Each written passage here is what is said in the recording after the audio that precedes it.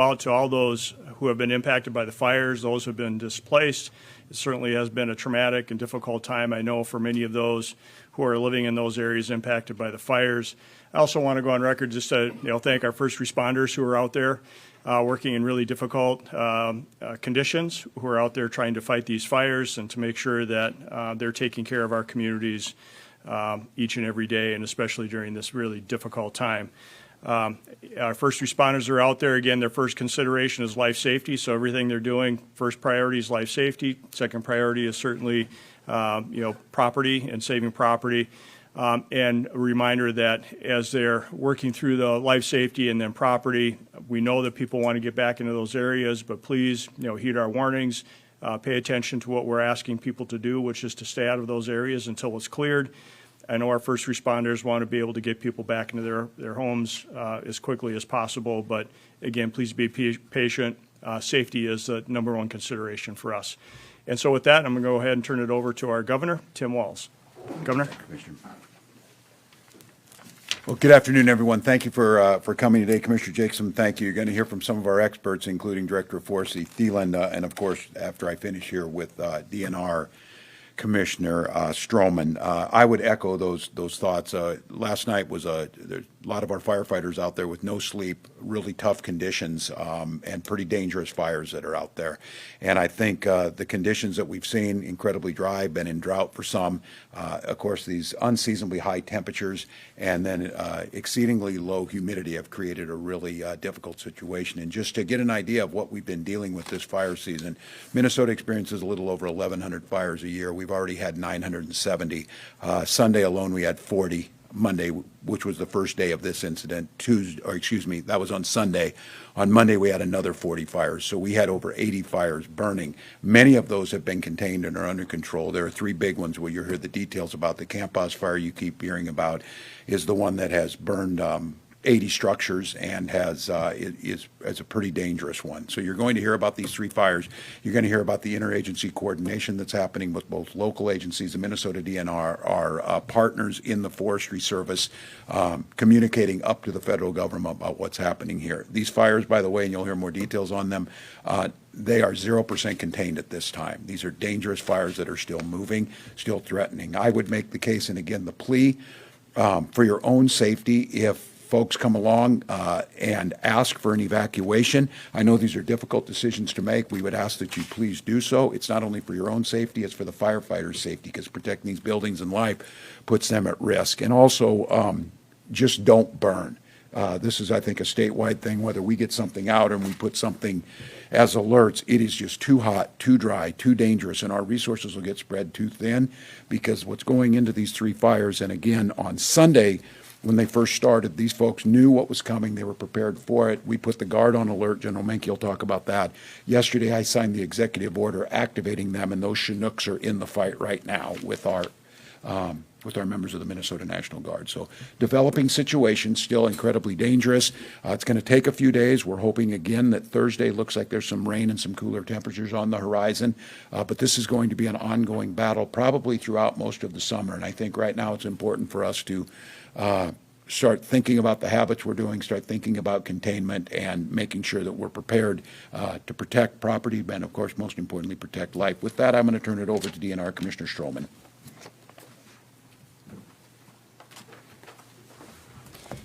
Thank you, Governor. And as you noted, Minnesota is experiencing a very rapidly changing early wildfire season.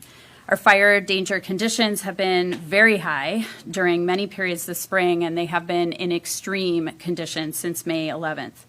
There are a number of factors that are contributing to these conditions, including uncommonly dry fuels, warm temperatures, and increasing drought across the state. With these conditions, none of the current fires across the state are easily suppressed, and they require considerable time and resources to extinguish.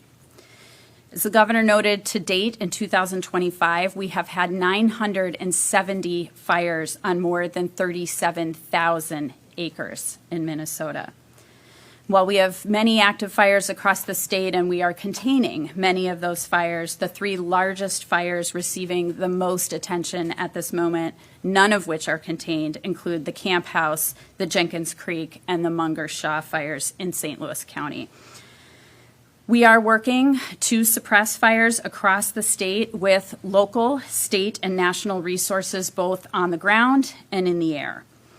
In Minnesota, we have a very unique, very effective system. It is a cooperative approach that pools resources from federal and state partners that manage wildfire under the Minnesota Incident Command System, or MINICS. That system works very well, and it is working for Minnesota as we speak. As our responders are working to suppress the fires, given the extreme conditions, it is also very important, I want to stress this as the governor did, Minnesotans need to pay attention to and take very seriously the burning restrictions from Minnesota DNR and the red flag warnings from the National Weather Service.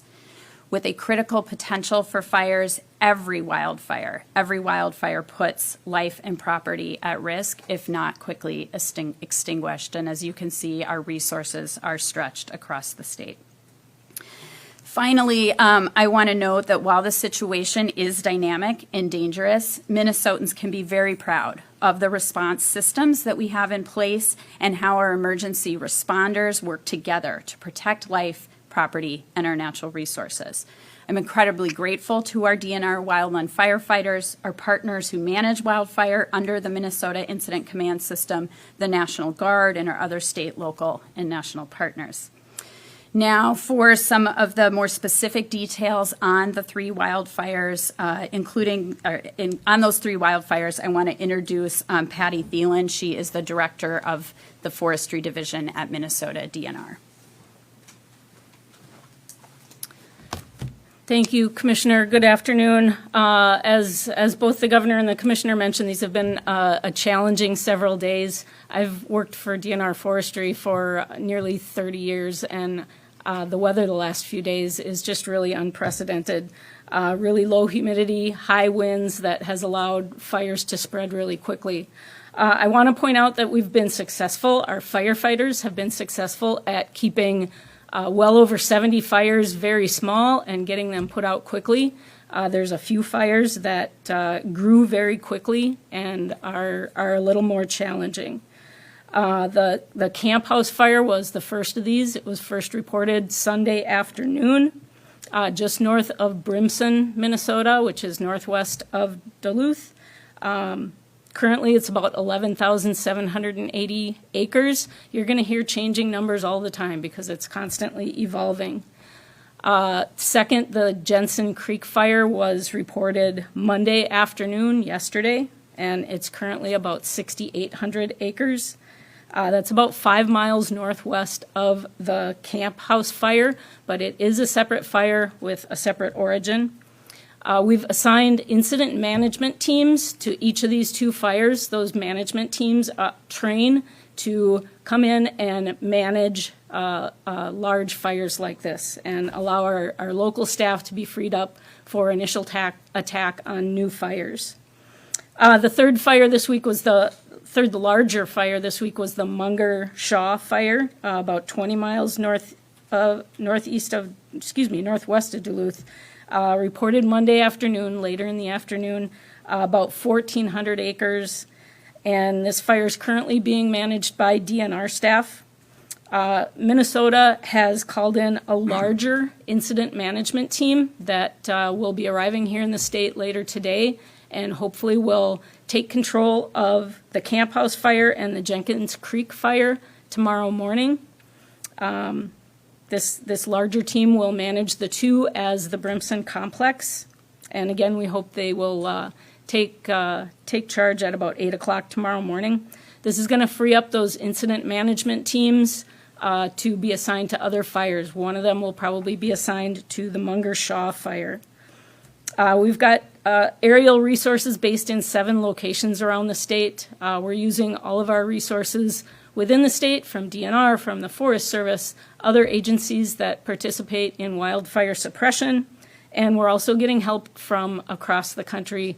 There's resources that are being moved here to help us with these challenges. Situation is constantly evolving, and unfortunately, we expect the weather today and tomorrow to continue to be dry and windy. We are hopeful that the forecast for lower temperatures and precipitation on Thursday will give us a little bit of a break. There's still going to be a lot of work to do, but that will allow suppression to be a little bit easier. Again, these fires are 0% contained so far, and we're working hard towards containment. I really appreciate the work of our firefighters. All of our firefighters were working all weekend, opening fishing weekend, Mother's Day, and I'm so thankful that they were on duty and ready to take the call and jump on these fires. They've done great work, and I really appreciate their efforts. Assistant Commissioner Jacobson, I think, is next.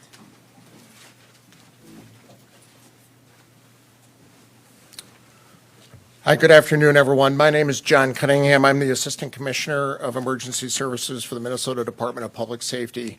I just want to echo the Governor, what's been said before, is just thank you to all of our first responders for responding to this call for service in greater Minnesota, as well as just across the entire state. These are really unprecedented conditions that we're seeing not only in the northern end of the state, but also the warnings just that exist across Minnesota as a whole. And I do encourage everyone just to please heed the warnings that are out there. Let the firefighters do the work that they've been called to do. And bear in mind, a lot of our local first responders, these are volunteers that are serving their community. They've been working around the clock with very little or no sleep. So getting this additional support is much needed.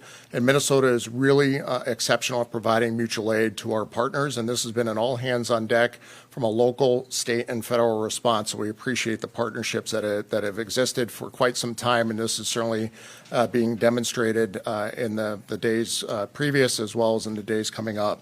Just want to provide a little bit of an overview of what the Department of Public Safety is doing. We are here to support our local agencies as well as our state partners as well as our federal partners.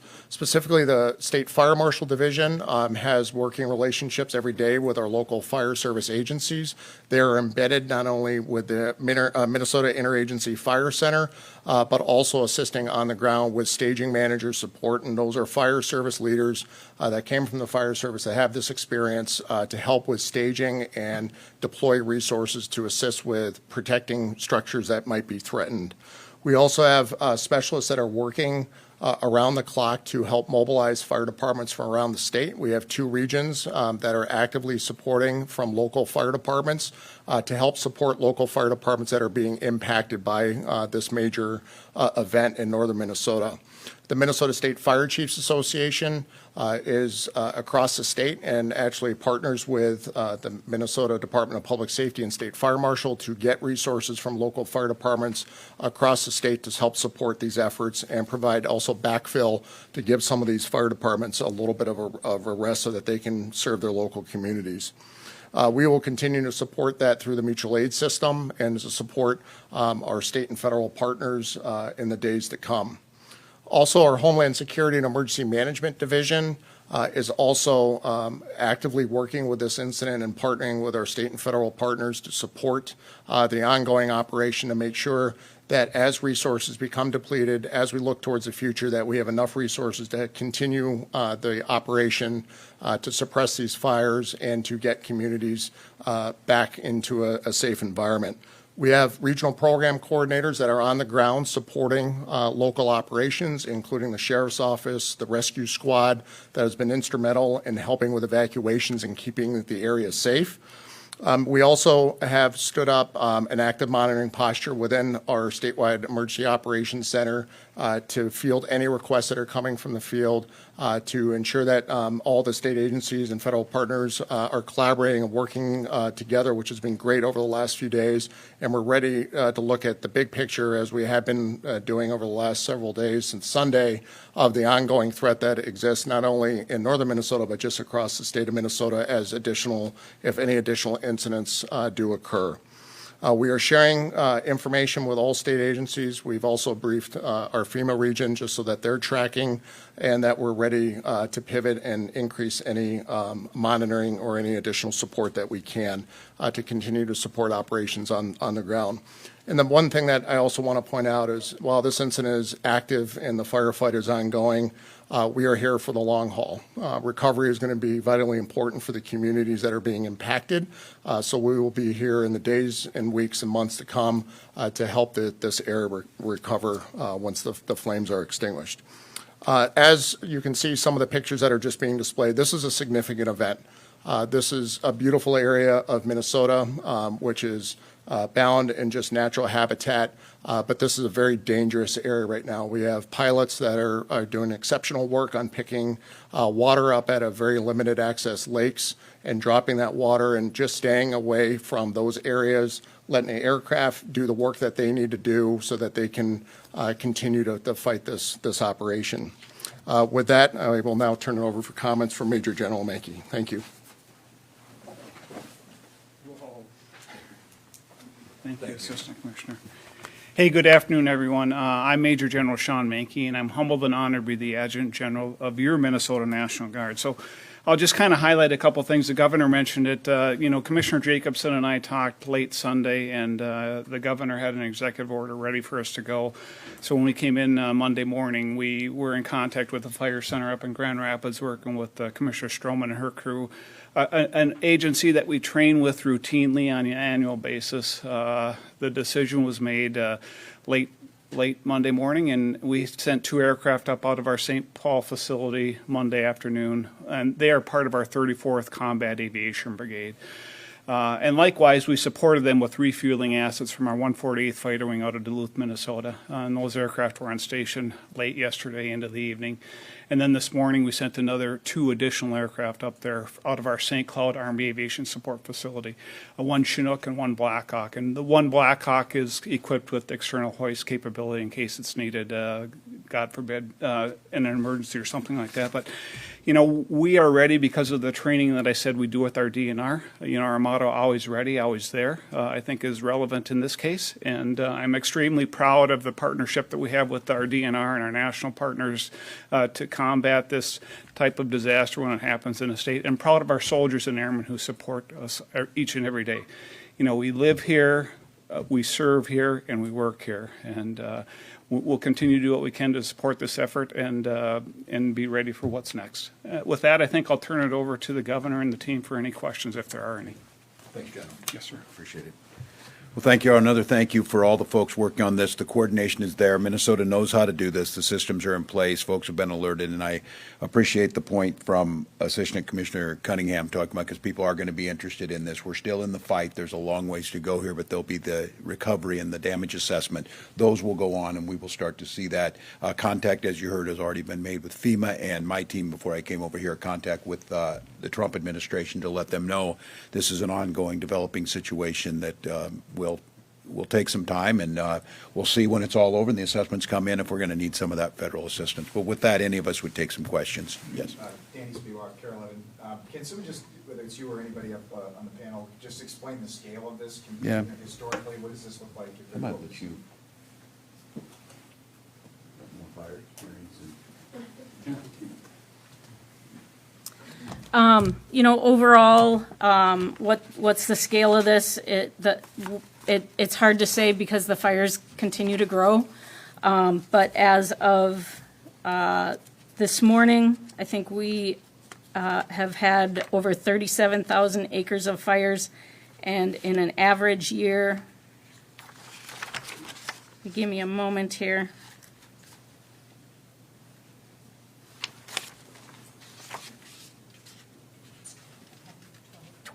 I think in an average year, we have about 12,000 acres. So we've already had over 3 times as many fire acres as in a normal full year, and it's only the middle of May. This is usually our busiest time of year for fires in April and May. So it's not an unusual season, but it's been a really tough year. And based on the current forecast and outlook for the summer, I know MPCA talked about this in terms of wildfire smoke and things last week, but it sounds like you do think that this is going to be a longer season or a worse season for the dry, hot overall forecast this summer, or is it hard to say right now? I'm not a meteorologist. I'm a forester by training. So we're hearing some predictions for the summer. It could be challenging. Quinn Gorham, KPPC, Northern News Now, KUIC. I am wondering if either you, Director, or Commissioner Stroman could talk a little bit about how this springtime kind of fire outbreak we're seeing compares to years past. I mean, is it typical to see this kind of fire in the spring? I mean, this is something that I feel like usually comes in late summer. In Minnesota, our typical fire season begins as soon as the snow melts. We've got a lot of dead, dry fuels out there before things green up. So from when the snow melts until green up is our normal fire season. We sometimes have a second fire season in the fall. Sometimes there's not much. In my first half of my career, generally there was snow through March and into April. Sometimes we had some fires in March, but the heavy season was April and May. Over the last several years, the fire seasons have started earlier. We've had fires in February. We've had fires in January, when normally there's snow cover that doesn't allow fires to spread. So the weather has not been cooperating for us, and it seems like we've had more fires earlier in the year than we ever have before. I just want to add to that against Sarah Stroman, Commissioner at Minnesota DNR. We are seeing part of the effects of climate change, right? And that's what Director Thielen is talking about when she's seen the change over her career. And so it is hard to compare what has been historically the normal fire season pattern in the state of Minnesota and what we are seeing now and going forward. We are trending towards hotter, drier weather, and that is going to change the fire situation.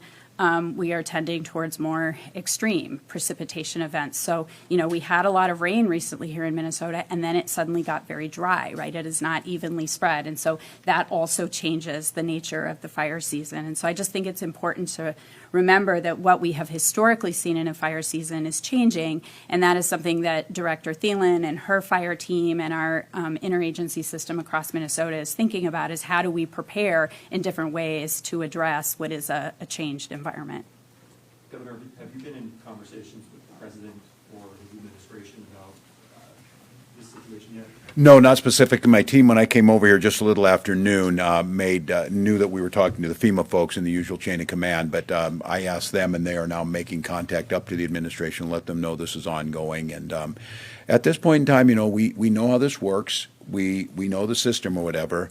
I'm going to assume that the changes that have been made at the federal government have not gutted FEMA, have not gutted our responders. I'm going to give them the benefit of the doubt because we know how this is going to work. We know the responses, and I will say at this point in time, there's no reason to believe anything has changed. Our folks are responding. Our resources there. We're doing the fight that needs to be there.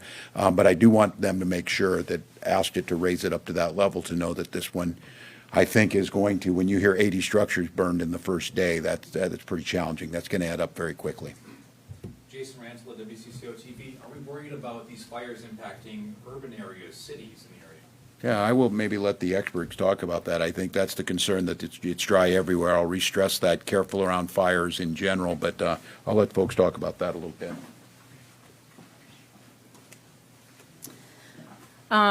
So probably the biggest concern is what we call the urban interface. So where there are communities that butt up against the forest, where there are individual homes that are out in the forest.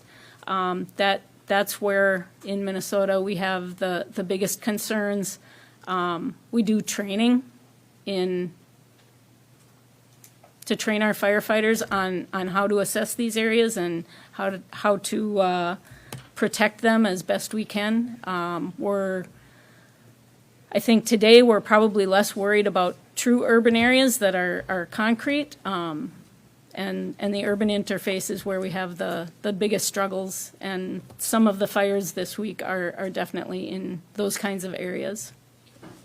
Great question, though. I appreciate that one because I think all of us are still Los Angeles and the things that happened. I think keeping an eye on that. So I appreciate the question. And these smaller communities and folks' houses losing their houses, they're pretty traumatic. I think again stressing our condolences to folks out there who are picking up now with nothing as their homes were burned. And I believe 40 of those buildings that were burned were residents and have been reported. To kind of bounce off that question, do we have a pretty good idea of the direction the winds are going right now? Are those changing? Is that a dynamic that we're able to track, or is that kind of an unpredictable factor in this?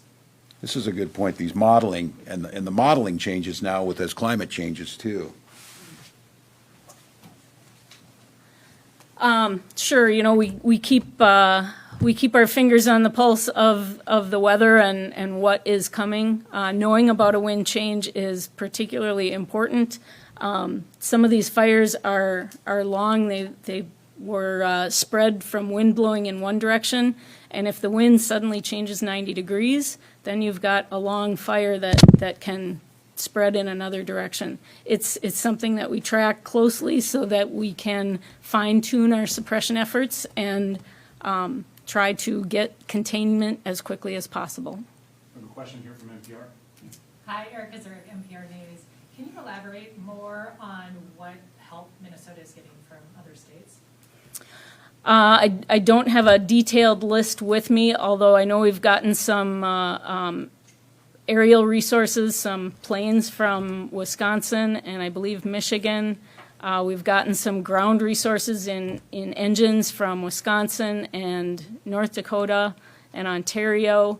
And now I believe we've got about a 20-person crew coming in from Colorado. I think there's another crew on its way as well. I'm not sure from where. Fire has a really elaborate system across the country, excuse me, for moving resources around to where they're needed. Thank you. Couple more on topic or off topic?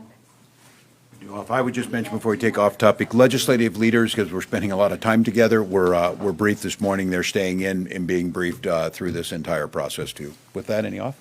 Just an update on, we're hearing you're closer today than Yeah. yesterday. Are you gonna have targets today, and what are the prospects at this point of, even if you get a deal today, needing a special session? Yeah, we talked about that, and I know it was on this date. We said yesterday at 5:40, we had pictures from the 2019 session that showed we were able to get done. If you recall that one, things were pretty much wrapped up, but the revisers and the folks getting it done recalled us to come back for a morning to actually cast the votes or whatever. We're probably getting pretty close to that. I can say that it has been very productive. It's moving.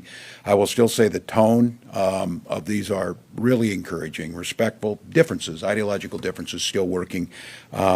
Look, that needed to be done last Friday. I think that was really it. I am still hopeful today that we will get targets. We'll get them moved on. We'll take care of some of the issues that were peripheral, that were important to each of the caucuses, and get those done. So it's still moving. We're going to head back. We're scheduled again at 1:30 for the next session, and still productive. Do you think you could have those targets in policy? I think it's possible. I know I'm being pretty ambitious with them now because we got to get out of that room for numerous reasons. One is we need to get them to get their work done, but I think there's still an outside chance. But I think the thing is when we rush the revisers and things, you might have a chance for some of these errors in drafting, and I think it's better for us to give the time necessary. So I think we're getting close to that point, but still an opportunity. Governor, have you found the current thin margins in the Senate and tie in the House harder to navigate than previous years? Well, it's just a little different dynamic. I think it's similar to 2019 where we got some agreements on this. I think there's, it's a unique dynamic where you've got a tie in, 1/3 of the triangle, if you will. The Senate has their voice, the House has their voice, and of course the administration, and in the House they're split. I think I want to thank the leadership of Speakers Dameth and Hortman, have both navigated this. And this is tough. The caucuses hold together. They want movement on their issues, and I think they're navigating them well. I do think, the proof's in the pudding. The results are what are really going to matter. But I do think the process does matter in this. This has been an incredibly cordial. We're spending a lot of time, yesterday, 10, 11 hours in the room together, and it's remained positive for Minnesota. In a hypothetical situation where a special session is needed, not saying that's going to Yeah. happen, but what might that look like? Would the legislature adjourn on? It's what they did on 2019. If we just got everything done, except we didn't want to, the revisers didn't have time to finish things up. We got a deal. I think everybody's there. We did it in 2019. I believe we came back on the Thursday following adjournment, and they spent 6 hours, and then, were able to vote on it and get it done because the agreement was made. So it would be more perfunctory. I still think there's a chance we can get this thing by the time, but I think as the hours go by, it becomes a little more difficult. Governor, I want to ask you about a scope of practice expansion for optometry. Yeah. Optometrists are seeking to be able to injections and prescribe medications. Do you support this kind of expansion? Look, we'll see when it comes to it. Scope of practices are always really challenging. I know that as a member of Congress, I saw it, and I know the issue here is the ability for optometrists to give, mostly is what they're talking about is some of the in-office things, of course, the injections and things. Ophthalmologists are medically trained. I don't want to upset the negotiations they're having at that right now, but I think scope of practice needs to be based on the data. It needs to be based on the science behind it and try and keep folks as much as possible. With that being said, delivery of services to folks is also a consideration. I know that's one of the issues being made here. Is it easier to get into an optometrist than an ophthalmologist just by the sheer numbers? So I would leave it at this point in time. I think they're negotiating in good faith. I think the safety of Minnesotans is the top priority in that. All right, we'll wrap it there. Thanks, everyone. Great. We'll keep you updated. Thanks, team. Thanks, Director. Thank you. Thanks, John. Appreciate it. John, thank you. Grateful. Tell your folks stay safe. Okay, we've been listening live to an update here this afternoon from the governor and other state and local officials who are talking about the 3 active wildfires that are happening right now in northeastern Minnesota. We have a crew there, and we're going to take you there live here shortly. We've chatted with folks who are on the ground and have been talking with some of the evacuees.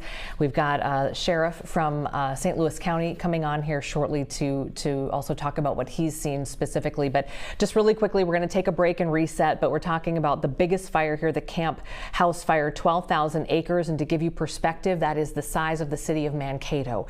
And that is the largest fire that is burning right now. And then we have 2 others, one that's about half that size and then one that's about half of that size. Incredible chopper video we've been showing you dousing these fires from the sky, and we'll continue to bring you the very latest here for about the next hour plus, and we'll stick with you if anything develops. So let's take a quick break and reset. All Day Live will continue right after this. More on these wildfires in northeastern Minnesota.